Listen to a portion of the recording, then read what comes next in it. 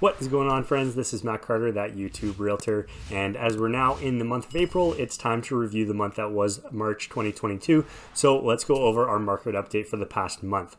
So looking right into it, we had a all-time high new listings hitting the market, not only for March, but for any month we've ever seen within the L-Star board, just within the city of London itself.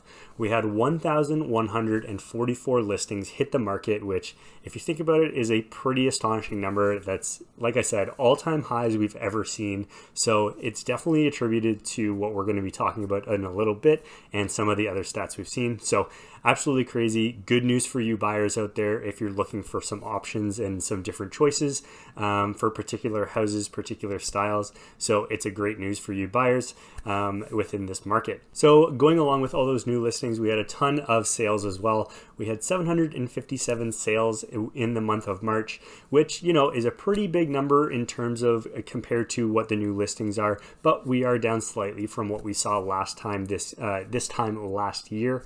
And that left us with about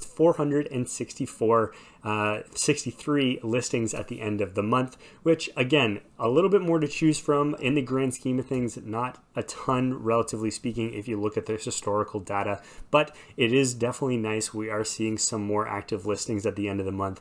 That means some more options for you buyers out there if you're looking to get into the market, potentially not having to compete against, 15 offers on a specific property. Maybe it's only, 3 to 5, and even some properties sitting around a little bit longer than the week and the offer date that those houses have set out. So if we do the quick math on that, we can see that our sales to new listings ratio is around that 66% mark.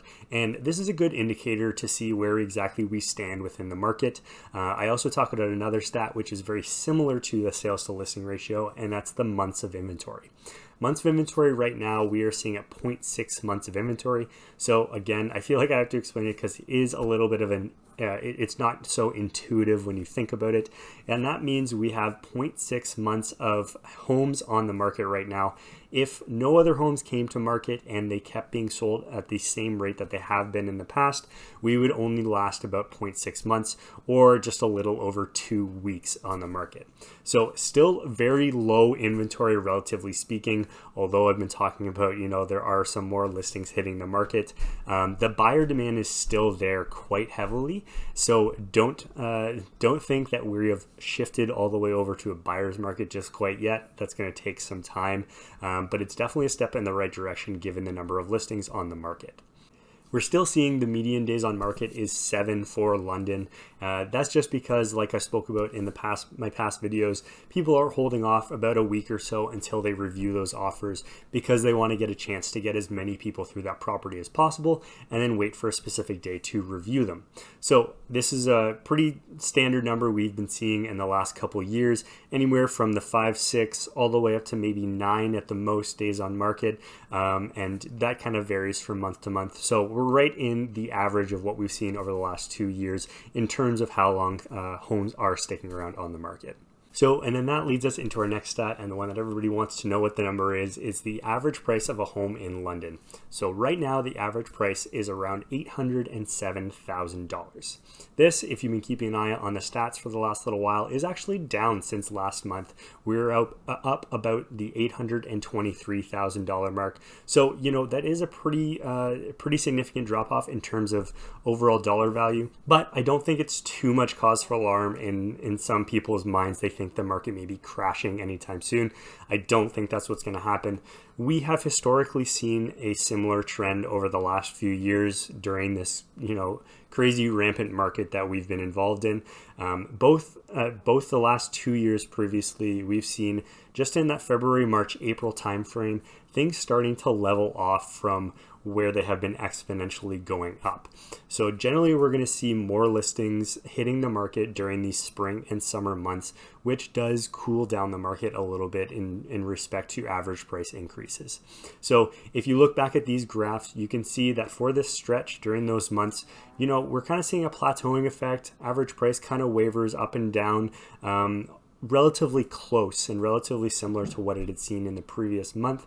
And then once we get into the fall market, end of fall and into the winter, that's kind of when we see less homes hitting the market, that inventory starts to get even lower, and the buyer demand is still there. That then leads to these prices going crazy from month to month, $20,000, $30,000, $40,000 increases from month to month. So no cause for alarm at this time. I still think we're going to have another leg up in this year towards the second half and into the fourth quarter of this year, and we're going to see higher prices than we're seeing now. Also, if you take a look at other data from any of the other surrounding areas and big cities in Southern Ontario, we're seeing very similar trends everywhere else. In the GTA, Kitchener-Waterloo, Guelph, Brantford, Hamilton, all those bigger cities around in southwestern Ontario, we're seeing really similar trends that London's doing. So it's not just a London-specific thing that's seeing this leveling off and plateauing. All of those big cities are kind of following the same trends. So no cause for alarm in terms of whether London is, not conforming to what everything else is doing, and there's some special circumstances here.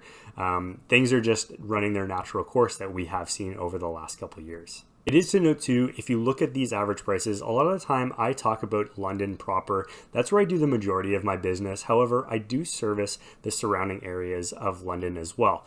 You have your Kimokos Kilworth, your St. Thomas, Thorndale, Dorchester, those areas all around the city. And if you isolate those specific cities and towns and little areas around London, you are seeing a kind of not as much of a plateau effect in those areas. And I think that has a lot to do with people are starting to now, even more so than they have been in the last couple of years, explore those areas just outside the city. You're close enough to the city to have all the amenities, but you also have a little lower price and possibly a little less competition than you have in the past. So I think some people are maybe getting wise to that a little bit. Maybe they don't want to be involved in as many of those bidding wars and as crazy prices as we are seeing in the city, and your money goes a little bit further when you go outside. So, and one last stat I'll leave you with is the sales to listing price ratio is about 21 to 22%, which means that houses on average are going about 21, 22% over what they're listed at. Now, this is definitely not a broad stroke for every single house that is out there on the market. There's definitely some that go under that amount. There's definitely even some that go under what they're asking for. But it is kind of a nice rule of thumb if you are looking at specific properties online. If you're trying to budget for a certain dollar amount, it might be nice to start your search a little bit under what your maximum or your budgeted price is going to be in order to accommodate that 20% potential increase in that list price. So my final thoughts on what is happening in this market. I don't think there's any cause for alarm for those of you who are thinking that things are going to keep plummeting and, we're going to see this major crash, the bubble bursting, whatever you're going to call it. I really don't see that happening. We may be seeing a little bit of an impact of, people being scared off from the mortgage rate hikes, and maybe it is actually starting to impact some people. And with another planned hike coming this month and into the next, over the next few months, we are definitely going to see that eventually take its toll on the buyers who are looking to get in the market. I just don't think we're quite there yet where it's having too much of an impact. That'll be towards the fourth quarter and into quarter one of 2023. I think the biggest thing right now impacting it is as the weather gets nicer, people are more inclined to get out there, both looking for houses or just getting around to putting their house up for sale if they're on a flexible timeline. So if you are a buyer right now, may be a good time to kind of start looking a little bit more seriously if you're looking to get into it. But as a seller, I don't think it's a bad time to sell either. It's really hard to time the very top of the market if you're looking to maximize profits. I understand that everybody is in the game trying to make the most money as possible, and hey, that's what I'm here for as well, to try to help you make as most money as possible. But it's very hard, whether it's the stock market, whether it's the real estate market, it is incredibly hard to peg the very top of the market. So if we see these slight fluctuations in price, I don't think it's, again, too much cause for alarm that your house is going to drop off in value, or it's a bad time to sell because you're not going to get maybe 10,000 more than you would a month ago. I still think it depends solely on your situation alone, and Nobody can tell you exactly what that's going to mean for you and if it's an appropriate time. It's on a case-by-case basis. So make sure that you're getting all the appropriate information, doing all your research before just jumping into any situation. Talk to a bunch of people, even see what the common themes are amongst professionals in the field. If you do have any questions, I am happy to answer them for you. Make sure you reach out in the comments below, whether it's to my email address or my phone number, which is in the description, and I'd be happy to help you out with anything that you're looking for. So if you found any value to this content today, make sure that you like, subscribe, and hit that bell to get notified for my features that come out every single week. Hopefully going to be dropping much more information regarding the market and just about the city of London in general. So make sure you keep notified for all those coming up in the future. And until the next video, take care.